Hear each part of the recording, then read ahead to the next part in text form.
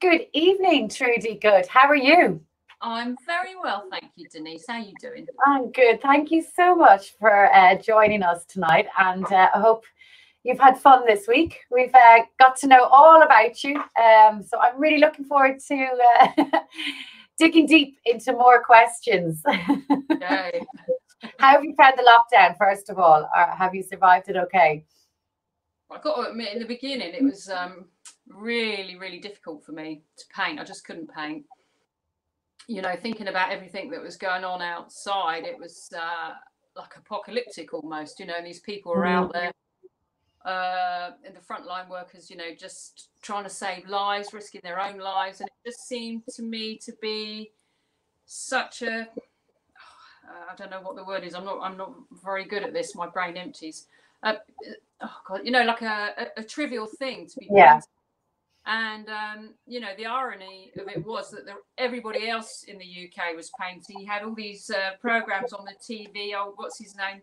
Grayson Perry. You know, everybody, the kids are painting, the parents are painting, and everyone's saying to me, oh, you know, it must be, you know, really easy for you because you work from home, so it's just like another day. But I No. in my beautiful studio, and you know, I couldn't even paint a stick man because I was I just think I don't think you. A lot of the artists I spoke to have said the exact same. I mean, everyone just presumes, oh, you're going to have loads of work, and it's not the case at all. A lot of people felt like that at the start. It's only kind of now they're going back into it again. So you weren't on your own.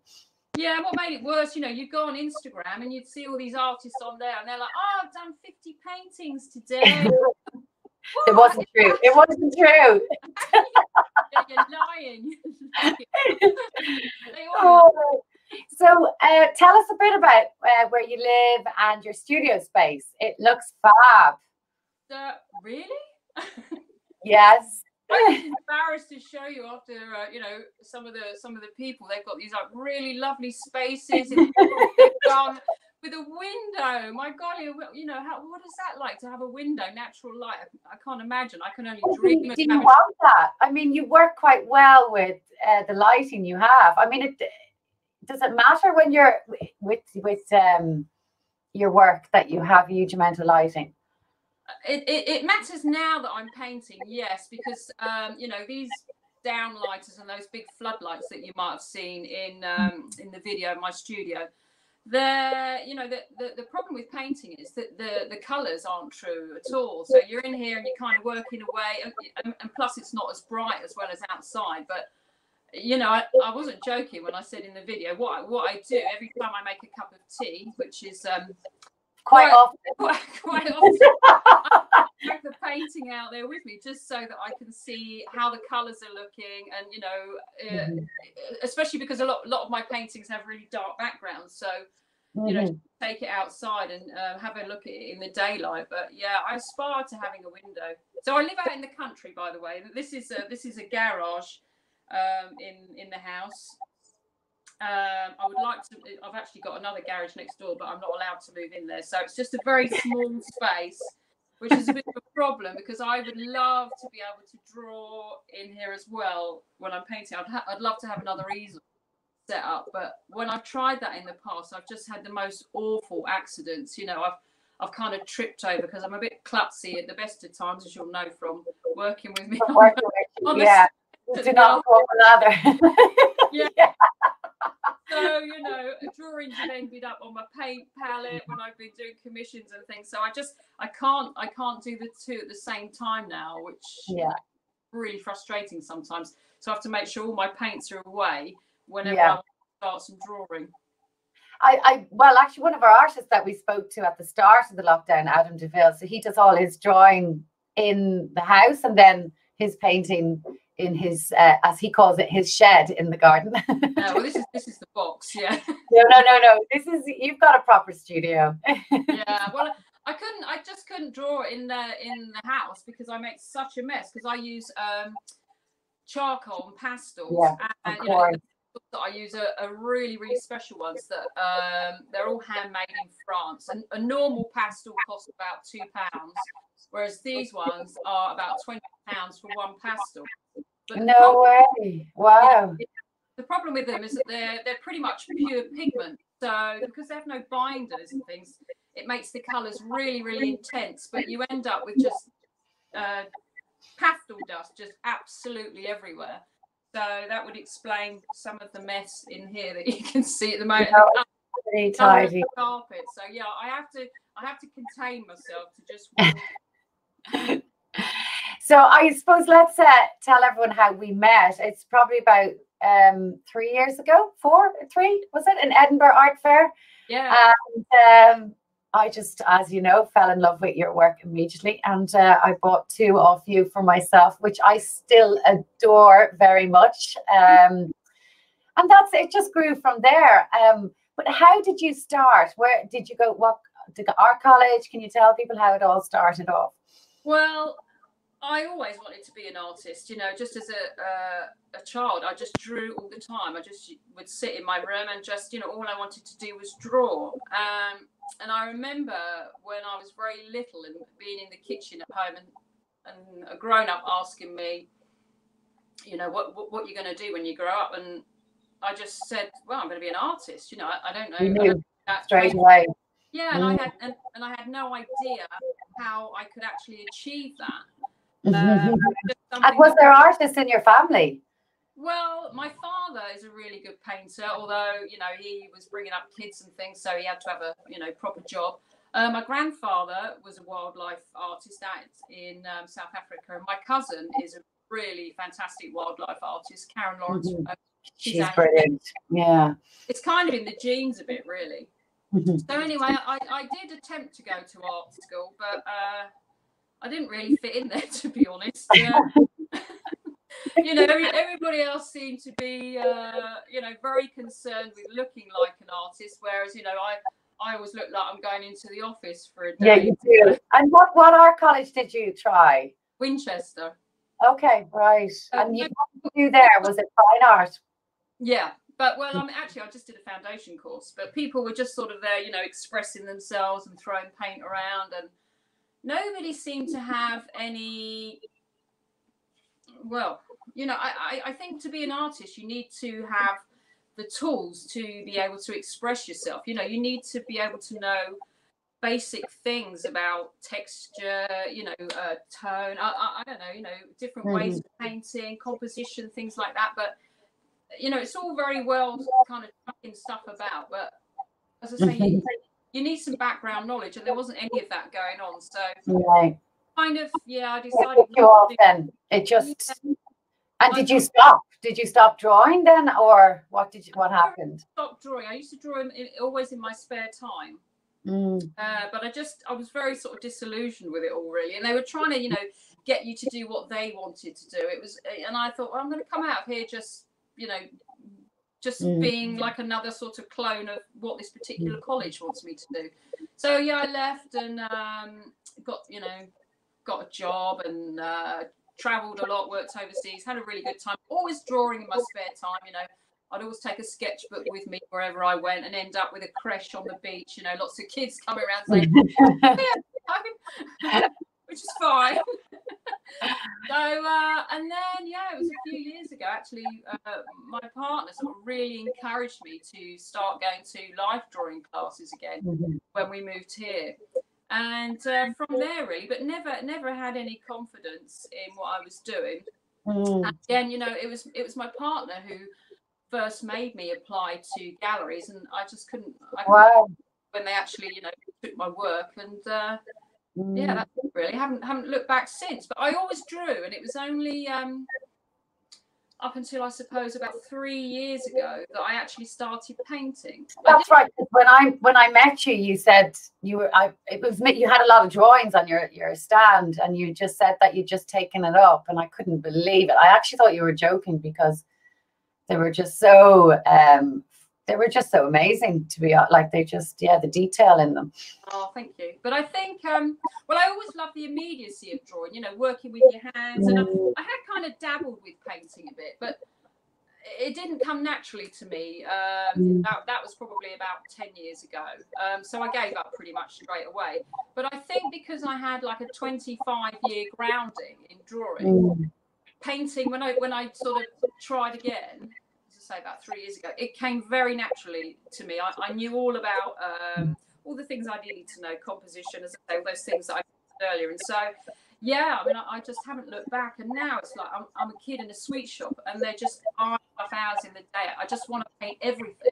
Well, that's kind of how the Harley paintings came around, really, because, you know, when I guess after about 6 months, and, you know, I was doing these paintings and people were actually buying them again, and it was like, wow, you know, I can paint, so I can paint whatever I want. What do I want to paint?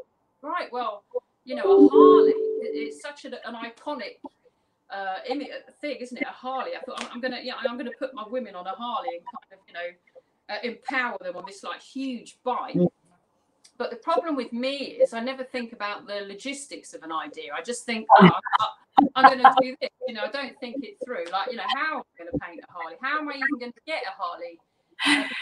That's one thing I love with you. You really go to a lot of work, even from the photo shoots. Like, people don't realize that these are all real models, and you get them out to your studio, and you did get a Harley out to your studio to do the Harley series.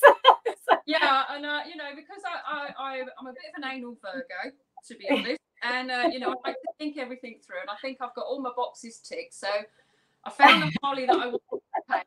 And how do you find the Harley? Like, what do you do? How does that start? I went online and just was looking at Harleys, because I just think, you know, all this beautiful chrome, and I thought it's going to be a huge painting, and I have to work from photos because the paintings obviously take me a really long time to paint. So what I do is I'll get a professional photographer. There are a couple that I really like to work with.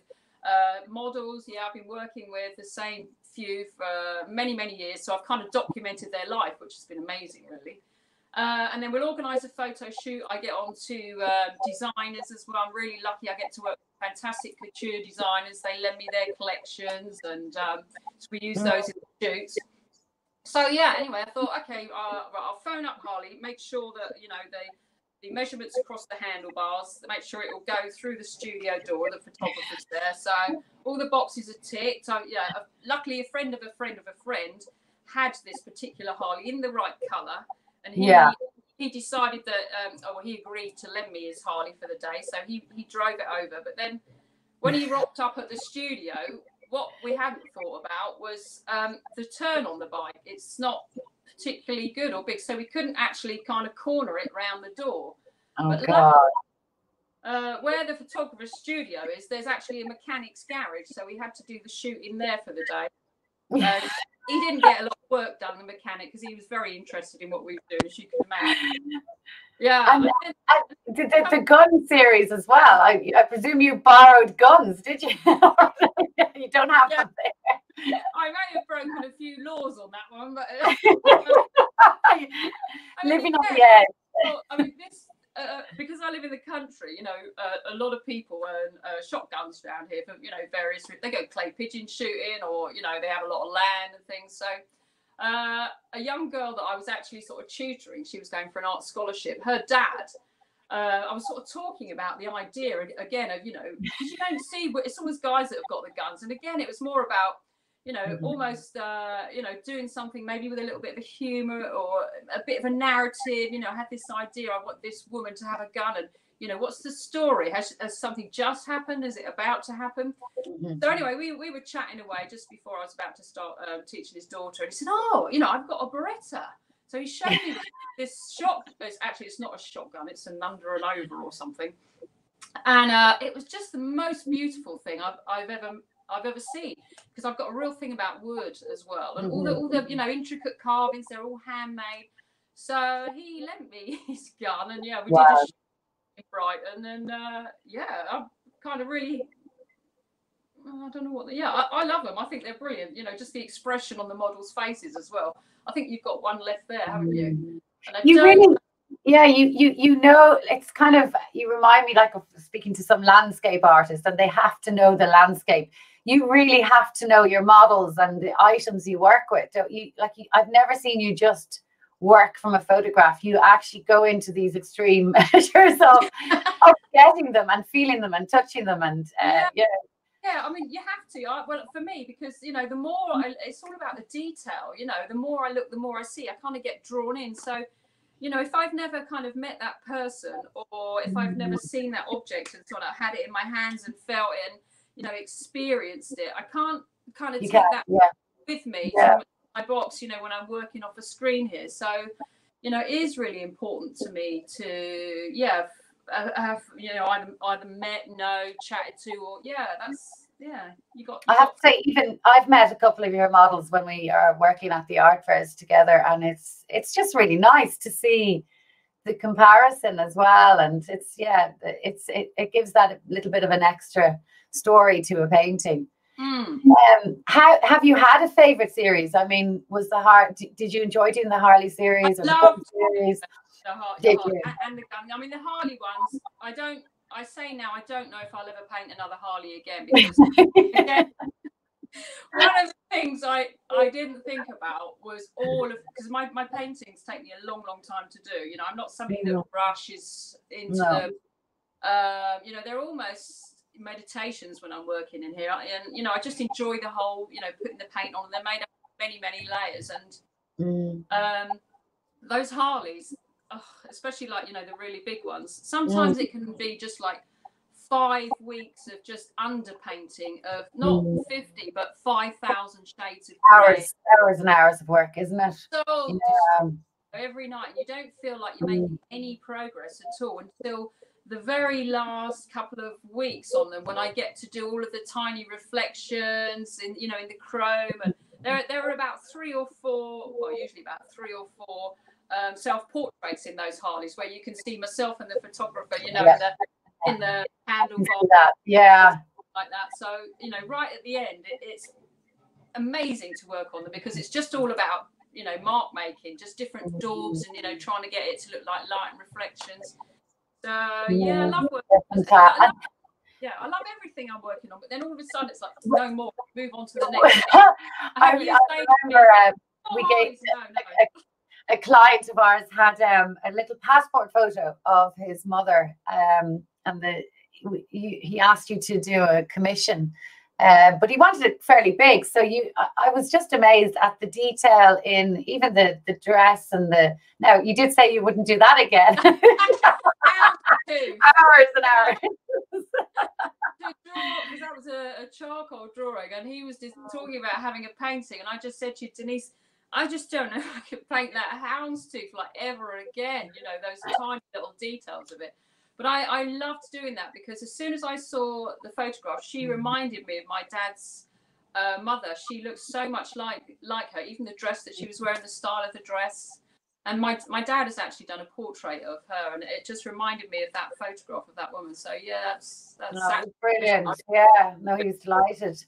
I'm just looking in the background there, and one of the things through lockdown I've noticed is you've started to do some landscape work. So completely different. How's that going? Well, it's a learning curve. It was one of the things about lockdown. I mean, you're a prisoner in here, but it's also quite liberating in a way, because all of my photo shoots got cancelled. Obviously, I couldn't do those. So, you know, I didn't have any source material. And, you know, now I've got this time on my hands. Oh, yeah, I was telling you in the beginning, I couldn't actually paint for a while. And then what happened was Tom Croft, I don't know if any of you are familiar with him. He's a portrait artist, and he started this amazing project where artists like myself, figurative artists, could offer up a painting to frontline national health workers for free. So that kind of gave me some meaning to my work. Something positive, you know, in this bad time. So I put my ad up on social media there. You know, anybody, any NHS workers want a portrait for free, and within a couple of seconds, the most beautiful male Nigerian doctor wrote back to me, and so a real challenge, because I'd never painted black skin and hadn't painted. I've drawn the first time I've actually painted a male. So that, as I say, kind of after that, it opened my doors again. I could paint all of a sudden. It was got me back into the groove, but I didn't have any source material. So I started experimenting, with the sea. I love water. I love swimming. And, know, again, that was something that I couldn't do. I still haven't been back, so you know, I really miss that. And I just thought, right, you know, I live in the country, so let's have a go. You know, how hard can it be to paint a landscape? And it's actually quite hard.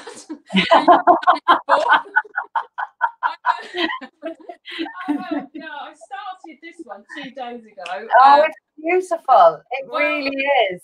I'm going to put some trees in it because I want to do these kind of like really evocative paintings, you know, like foggy atmosphere, and you know, where they're a bit sort of ambiguous, really sort of moody.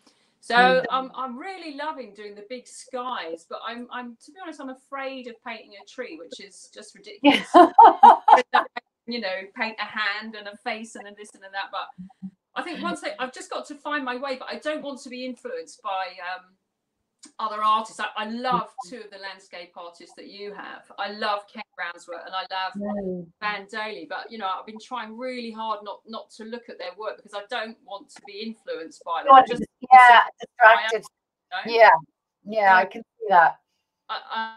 I've got to find my own way to paint a tree. I don't want to have a look and see how what's his name, Bob's doing it, Bob Ross. I don't want to do a Bob Ross tree. I want to. You don't know him. Is that his name? Yeah, it's Bob Ross. Yeah. So I don't know. So I'm gonna like attack it after I've sort of hung up from you. I'm gonna get my brushes out and just see, because the trees I want to paint don't have any leaves on, so it's all, I don't know. I don't that's what you were going to do. Yeah, kind of the eeriness of a derelict tree. Yeah, and I love you know, those 2 sea paintings that you've got there. They were just you know, ways. I was just trying to find my way around, you know, using paint and things, just trying to find different ways to put the paint on. And I love, you know, really severe weather. So if I was, you know, painting the sea like that, not the one with the figure in, but the other 2. It would have to be, you know, with really sort of severe. The 2 landscapes, that are part of our show that I have. Yeah. They're quite different to the one behind you. Yeah, well, that's kind of, this one's like got a softness to it. That's, as I say, because I love swimming. To me, it's just like another world when I go under the water, and you know, the way the sound goes. And do you know, like you're like snorkeling or something on holiday, but that one's got like more of that kind of feel to it. Well, there's a great calmness with that one, isn't it? Yeah. It looks really smooth as well. Like the other 2, I'm just looking up on the wall. It looks like you might have used a bit of palette knife. It looks a bit more texture. Is it? Yeah, this one, big brushes. But this came about, I mean, again, because of lockdown, and it was awful not being able to go to London and, you know, to galleries and things like that. And the theatre, you're a regular at the theatre as well, so all of that was just taken away. But talking to other artists as well, you know, couldn't do the reason I love working with photographers and, you know, the other models, because they're all creative. So, you know, creative people getting together, and, you know, I really enjoyed that and I missed it. So I actually started chatting to other artists and photographers on social media. And so this is actually based on a photograph that was taken by an artist. I think he's out in Singapore or somewhere like that. And we were just chatting and saying, God, it'd be brilliant, you know, if we could collaborate and do something together. So that's how that one. That's amazing. So, I mean, I suppose that's one good thing with the lockdown is experimenting new ideas and meeting huge amount of network of other artists as well, because everyone's online. Yeah, as I say, it was quite liberating in a way, because I had all this time and, you know, no pressure to produce things, because, you know, I'm the worst. Everything's ready like the night before and you never know what you're going to get, because I won't be rushed on things. You know, it's finished when it's finished. And you know, I had, as I say, all of this time to do things. Yeah, you can't rush your work at all. It has to be right, doesn't it, when you're... And that the other painting that you've got, the one that's sort of concrete with the orange. Oh, it's fabulous. That painting, I tell you what, I had so many problems with that painting. I was working on that for at least 9 months. Wow. Since I've started doing portraits, I know, as I say, now I know I can paint. I'm actually becoming quite interested in different textures and things like that. I mean, again, that's sort of what those, you know, the big sort of sea ones are about. How, you know, how to sort of express myself with paint and pushing the paint and things like that. So I thought, well, you know, I'm going to have a look at different textures, and you've got a couple of other pieces there where, you know, the model stood against looks like quite a rundown. Yeah, the pipe. So yeah, that concrete one, it took me maybe just 2 days to paint the concrete, and I loved doing that, you know, flicking the paint at it, painting all the little dots, and then another 9 months to paint the face of the model. Oh. And I would like put it against the wall and, you know, just sort of turn it away because it wasn't right, because she's got this really, really porcelain skin. It's so beautiful. And I just couldn't get the colours right. First it was too pink, then it was too blue, and you had an idea of what you wanted, so you were sticking to it. Eventually I got it right, but I always had this idea in my head that I was going to do something like really, I don't know, like take some huge risk with it at the end when it was finished, like chucking paint over it or ripping it or doing something like that. And that became more and more of something that I really had to do as we were sort of coming through lockdown, because I just wanted to, can I say like shit or bust? I don't know. Yeah, that's allowed. And just so I managed to finally finish the face in lockdown, and then I just did sort of what I wanted to do over the top. But I tried all sorts of things. I've got like some clear film, so I looked at graffiti. You know, I got some spray cans. I wanted to do something like that, but I just you know, that I know now why graffiti artists paint on huge walls, because you need a lot of space to work with spray. You do a spray and it's like, you know, it comes out about that big, which it's not that big a canvas, so it would have sort of gone all over. So then I had an idea of just doing this like huge sort of gestural stroke, and I had, you know, like one shot at it, and you know, I could have like really messed it up, but I didn't care. I think especially after it took me so long to do it, it was like even more important that I would just have a go and just, you know, just do something like that at it, and then if it was ruined, then so what, you know, didn't matter. It was just a painting, you know, with everything else the same going on. So what, you know, I think it really made me take a lot of risk. Okay, but do you not have a few pieces on the go, and then if something's not working, do you leave it aside, come back to it in a few days, or are you one of these artists that have to finish something straight away, you know, keep at it until it's finished? I've got an area over there where there's a lot of and there's, you know, more just out of shot over here that you can't see. I tend to start maybe about 8 paintings at once, and then I work on them all simultaneously until I see one of them's, you know, at a certain point, and I get just really sucked into that. So then I'll drive that painting home, and then only when that's finished I'll go back to one of the others. And so I kind of bring them all up to work. Although I start lots together, I'll you know, just really then sort of focusing on one. Some of them, a lot of them do get kind of left by the wayside, but others, they'll be languishing in the corner there for maybe 2 years, and you know, then I'll come back to it, and all of a sudden I can look at it in a different light, and it becomes very clear to me what I need to do. So yeah, so I'm lucky. I've got an area over there where I can just sort of stand them up and, you know, not look at them for a while and give them time to dry, and then see how I feel. I come in the morning and you know, see what I feel like working on, really. And if I'm not feeling very confident, then I'll just do a bit of background or something, and then in the afternoon, you know, when I've got into the rhythm of it, I'll start on the face, because I like to kind of warm up a bit. I think that's what you should do really as an artist. Maybe do some practice sketches or something. Yeah. And what do you prefer? Is there one painting or drawing? Do you have a favorite? Usually when I finish something, I'm always a bit, it's never lived up to my expectations of how it's going to be, but I kind of like that, because that's what drives me to, you know, get back in here every day and try and do it better. You know, I want to be, you know, the very best painter that I can. I don't get artists who think that everything they've done is brilliant. You know, that's just not me. As I say, I'm driven. You're very, very critical. And it's almost like something has to sell before I kind of can look back and think, oh yeah, that's okay. It's kind of like an affirmation in some way. If it sells, I know that seems ridiculous. But just the fact that, you know, somebody out there, when they've got, you know, the choice of like millions and millions of paintings, and they've actually bought something that I did. That just sort of means so much to me. So yeah, I mean, when they sell, I can almost look at them, you know, objectively and think, yeah, that was good. Yeah, I love the Harley ones. I love the orange spatter one because it took me so much to actually, you know, finish that. And but I have to say that this new one behind us of the girl in the water, sorry, on the screen. Oh, you have there as well. It's absolutely stunning. So that's a new direction as well, isn't it? I would love to do more like that. I really do, because I love swimming and the whole feeling about being underwater.